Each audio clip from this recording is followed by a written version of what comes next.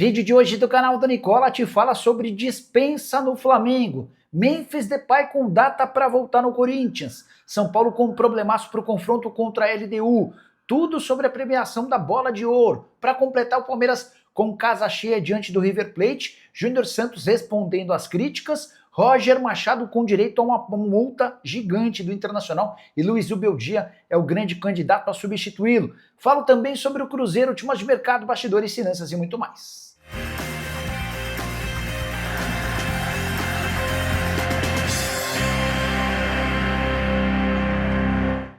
Fala aí pessoal, sou Jorge Nicola, bem-vindos a mais um vídeo do canal, sempre bom ter vocês por aqui, sem perder tempo, só pedir para deixar like, se inscrever no canal e ativar as notificações. Antes das notícias, deixa eu só agradecer aos 32 mil integrantes do meu grupo do Telegram, por lá a gente tem passado várias dicas e sugestões para você fazer sua fezinha esportiva. Se você ainda não é um desses 32 mil que recebem sugestões de graça, só clicar no link do comentário fixo ou na descrição do vídeo para fazer parte do meu grupo, beleza? Bora começar esse giro de notícias falando sobre Gerson, que ficou de fora das últimas 4 partidas do Zenit no campeonato russo por conta de um problema muscular. Ele está muito incomodado com o fisioterapeuta do Zenit, até por isso cogita contratar um fisioterapeuta particular.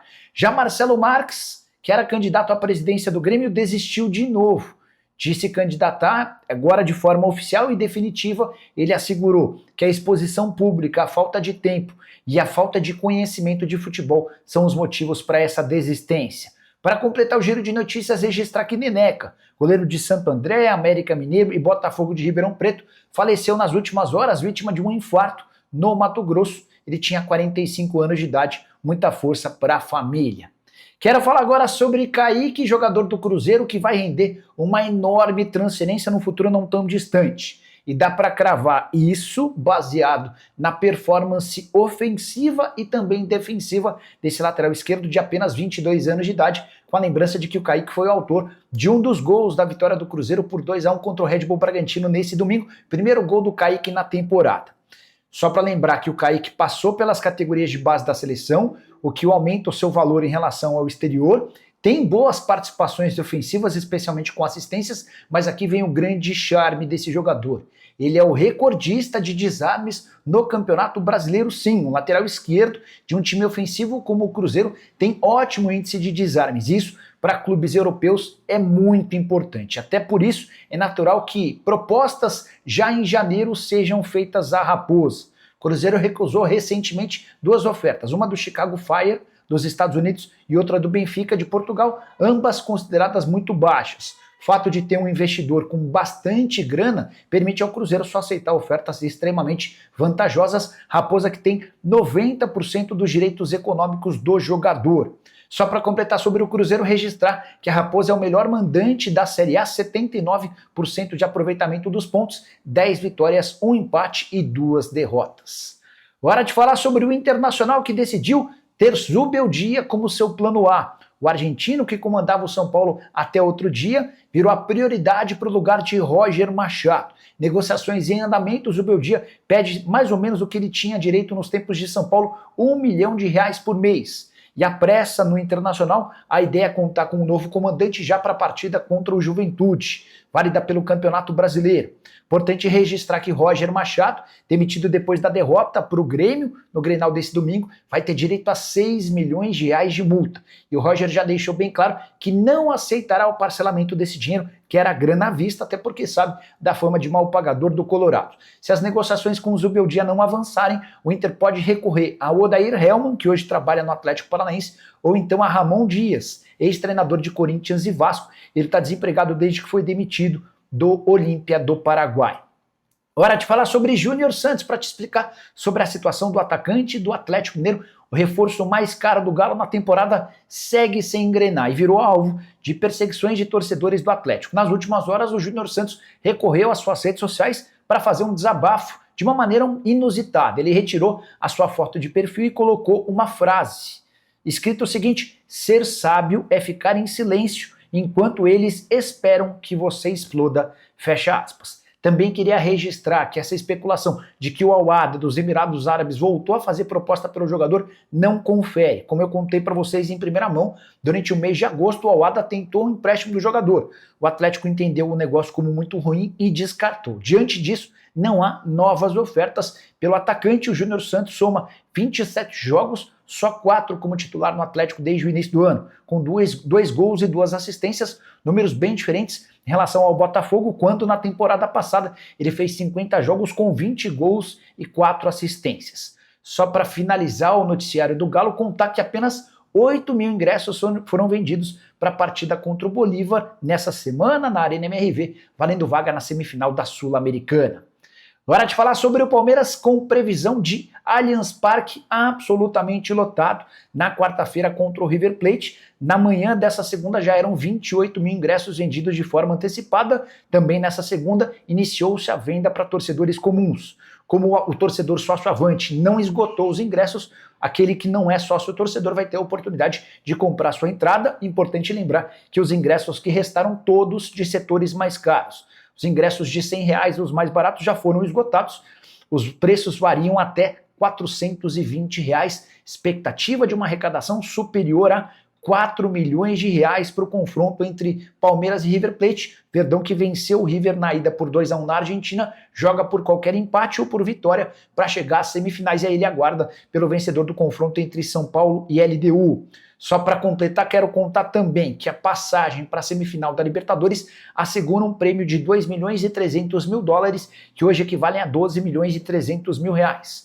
Isso sem falar na arrecadação de mais um jogo dentro de casa na semifinal, em que o Palmeiras estima ser capaz de faturar pelo menos R$3,5 milhões livres de impostos. Hora de falar sobre o São Paulo, que precisará resolver um problema importante se quiser passar de fase. Derrota por 2-0 contra a LDU na altitude de Quito obriga o São Paulo a marcar gols. E aqui que vem o grande dilema. São Paulo, no seu ataque, parou de fazer gols. Dos últimos 4 jogos, apenas uma bola nas redes, aquele gol do Dineno que valeu a vitória contra o Botafogo. Nos outros 3 jogos, derrotas e nenhum gol marcado. São Paulo perdeu para o Santos com o time reserva no final de semana 1-0. São Paulo perdeu para a LDU em Quito, desperdiçando um caminhão de gols, 2-0. E havia perdido para o Cruzeiro em Belo Horizonte no jogo em que o São Paulo foi bem, criou oportunidades, incomodou, mas também fracassou na hora de finalizar. E é exatamente esse retrospecto negativo do ataque associado à falta de centroavantes, vale a lembrança de que Caleri, Rian Francisco e André Silva estão lesionados e fora do restante da temporada, que causam preocupação no torcedor e também na comissão técnica, embora tenha registrado para vocês na manhã dessa segunda-feira que Hernan Crespo está cravando a vitória e a classificação do São Paulo na partida da próxima quinta-feira. Só para completar o noticiário tricolor, contar que a LDU, poupando titulares, perdeu nesse final de semana no Campeonato Equatoriano, derrota por 4-2 para a Universidade Católica. O time do Thiago Nunes é o 3º colocado no Campeonato Equatoriano, 48 pontos conquistados. Só para completar, registrar também que o São Paulo assinou a renovação do contrato de um menino da base chamado Cauã Edmar, meia de 16 anos de idade, que assinou um novo vínculo com multa rescisória para o exterior de 60 milhões de euros. Jogador que na atual temporada pelo Sub-17 tem 30 jogos e 2 gols marcados. Quero te falar agora sobre a volta de Memphis Depay, já a data para o retorno do holandês, que se machucou no primeiro tempo do confronto contra o Atlético Paranaense, jogo de volta da Copa do Brasil. Você vai lembrar, certo? Memphis tem feito falta e deve retornar para a partida contra o Flamengo, marcada para domingo na Neoquímica Arena, jogo do Campeonato Brasileiro. Memphis, o Charles e o Bahia lateral direito, recém-promovido da base, todos eles participaram do processo de transição física e já têm feito atividades com o restante do elenco. Como o Corinthians tem toda a semana de preparação, imagina-se que o Memphis estará à disposição de Dorival Júnior, e a julgar pela péssima performance do Corinthians no jogo contra o Sport, derrota por 1-0 na Ilha do Retiro, Memphis a volta do Memphis certamente será muito comemorada. Até porque o confronto contra o Flamengo promete muita dificuldade, mesmo levando em consideração que o Fla joga na quinta-feira, ou seja, vai ter outro foco ao longo da maior parte da semana, jogo de volta da Libertadores da América, fase de quartas de final contra o Estudiantes. Só para completar, em relação ao Corinthians, contar que o Timão barrou a convocação de Felipe Longo, goleiro que disputaria a Copa do Mundo Sub-20, mas como ele virou reserva imediato do Hugo Souza, acabou por permanecer no Timão. Hora de falar sobre uma dispensa no Flamengo. O rubro-negro fechou nessa segunda-feira a rescisão do contrato do atacante Felipe Tereza. Só 19 anos de idade, chegou a atuar no Campeonato Carioca entre os profissionais com gol e assistência. Foram 4 jogos no Campeonato Carioca ao longo da temporada, 25 jogos, 5 gols e 1 assistência. E você deve estar se perguntando o que leva o Flamengo a dispensar alguém que joga muito bem pelo sub-20, que já chegou até a marcar gol no time principal. Problemas extracampo.